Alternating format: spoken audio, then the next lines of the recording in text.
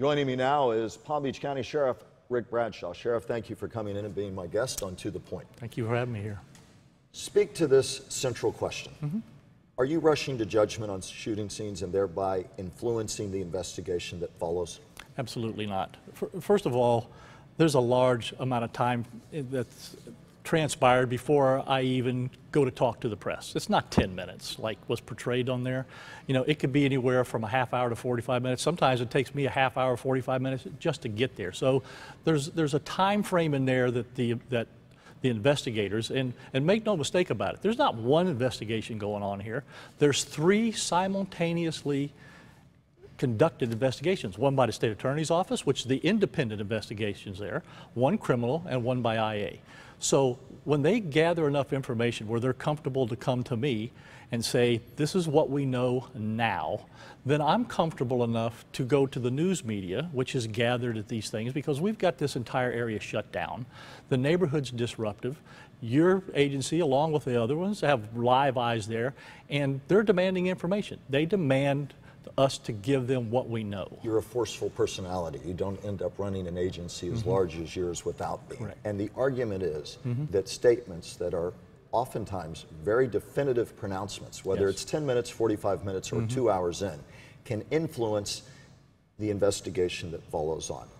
Would you agree, or are you willing, or are you now saying, based on this reporting, I'm going to re-look at my pronouncements and what I say at these scenes because of the fact that my voice carries such weight that I need to stand back a bit before making such bold pronouncements, in most cases, on these? Will you accede to that? Well, I would if in fact the information was gathered by me independently, but I'm not influencing anything that's there because they're the ones that are giving me the information. And furthermore, what I am telling people there is a conclusion based on what I know. Now, you have to be clear here. But do you concede that that can create a concern about transparency in the relative heat of the moment? And furthermore, does it create a transparency question, number one, Sheriff?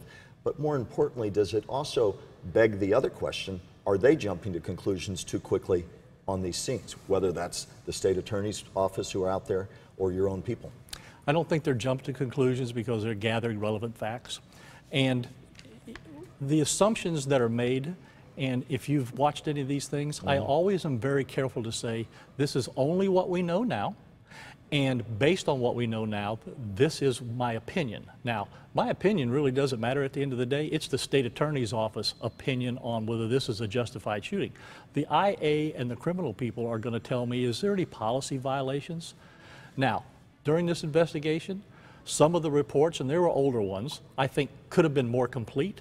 But what you have to understand is if you take the totality of the investigation, what happened in some of the IA reports is they relied too much on referring to what was in the criminal report and the state attorney's office report, so they didn't duplicate the effort. Bottom line, will you refrain from such powerful pronouncements? We saw a lot of them on camera. Do you think you'll tweak that approach from here on out? I think that I will have to judge that on each individual situation, and the reason I say that is because there are a lot of situations where the deputy really saved somebody's life, and I think the public needs to know that. Do you worry, and certainly that does happen in many cases, there's no question about that, but do you worry that we're eroding public trust when people have questions such have been brought up in these investigative reports, that it erodes trust in your agency and erodes the security that deputies have in the community from people fearful about things that might happen to them in the spur of the moment? I think what you have to do here is you have to understand that if I'm not accessible, if I'm not transparent, if I don't stand there in front of the media like I do and answer their questions, we could end up with a thing like Ferguson. You know why Ferguson got carried away to start with? Is because it looked like there was a shroud of secrecy. There was no law enforcement official standing in front of the news saying this is what we know.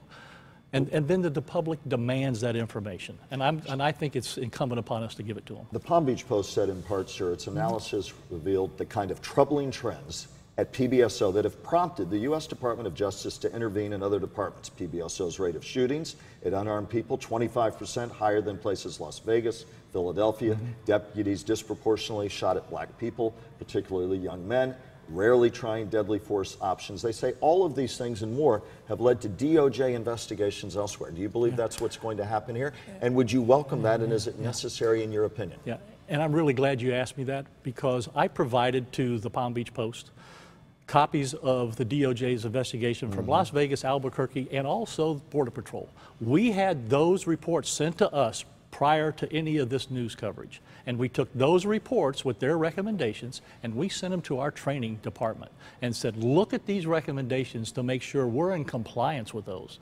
Not only are we in compliance with those, we actually do more than what they recommended. One of the things that's important is an officer walkthrough. Even today, those departments that you just mentioned do not even do an officer walkthrough like we do. Were some of these bad shoots, looking back, I know you can't talk specifics, but looking back, one public defender said the odds alone would suggest that somewhere along the way you had some bad shoots. Do you concede that some of them may have been? No, I don't, and here's the reason why. Public defender wasn't there when this happened.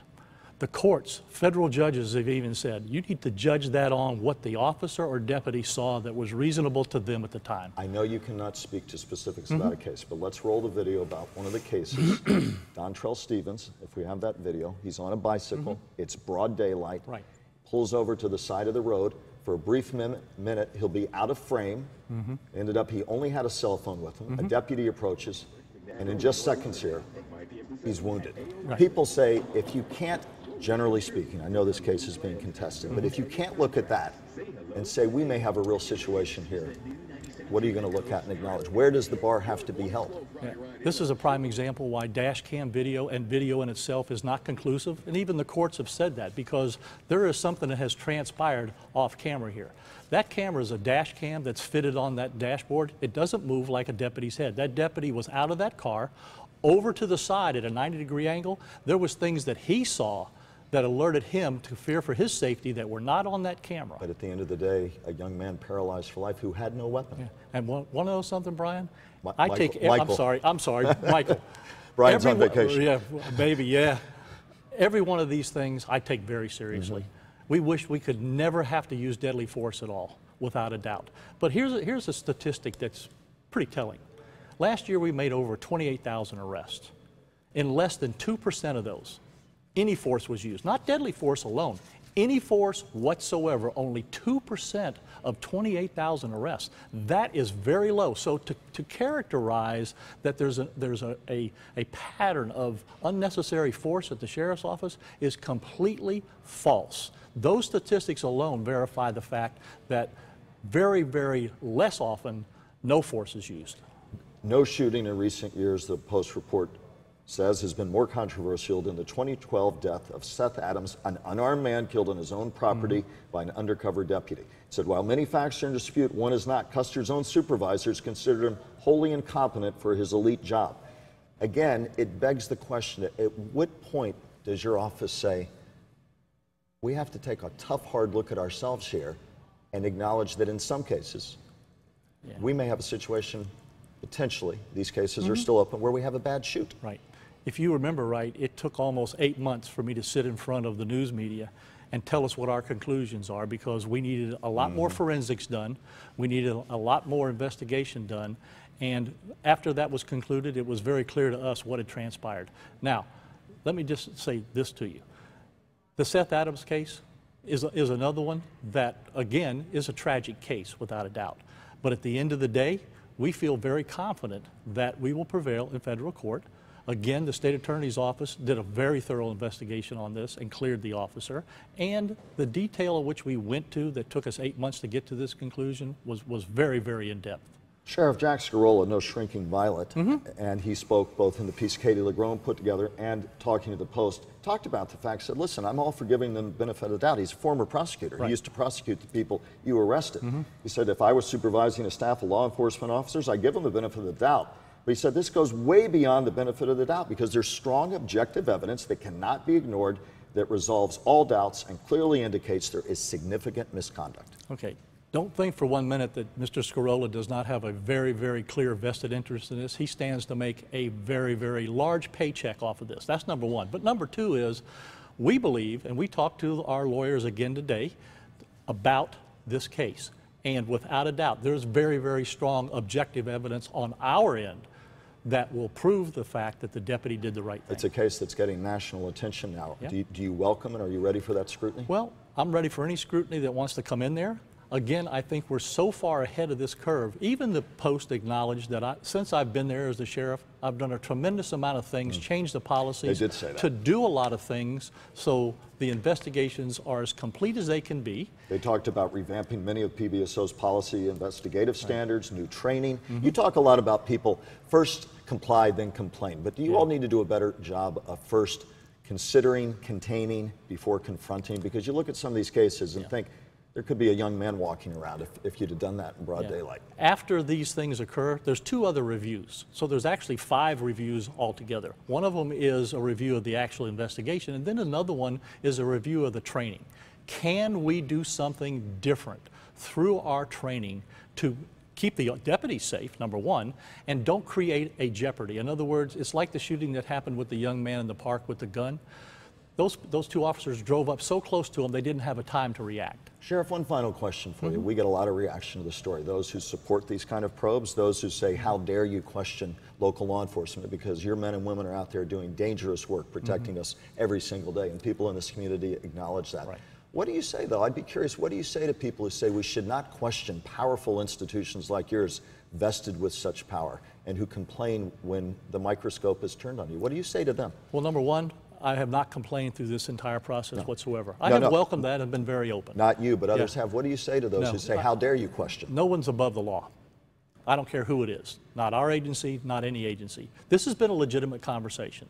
I just would have wished that more of the good things that we do would have been mentioned in there, like trying to get ahead of the curve, taking these other DOJ reports, taking that information, realizing it's important, making sure it's incorporated into our training, because I want the public to know that I want the best trained, best educated, most technologically advanced deputies to come and help them and reduce the crime in their neighborhoods. And that's what they've done. In 5 years, we've reduced the crime rate 25% and fought the gangs more than anybody else. Bottom line, 10 seconds less. You think this reporting and the image it portrays, rightly or wrongly, has eroded public trust in your agency? I don't think so, and the reason is there's a lot of people out there that really appreciate what we do. We're going to have the conversation on both sides, but at the end of the day, the men and women of the Sheriff's Office are out here risking their lives every single day to try to do the right things in the neighborhood, and my pledge to the community is to make sure that we're going to do the best we can do to make sure that they're doing a good job. Thank you for being part of the conversation on To The Point. PBSO Sheriff Rick Bradshaw. Thank you We very appreciate much. you taking time to join us, sir. Thank you very much, Michael. We'll be back in just a moment.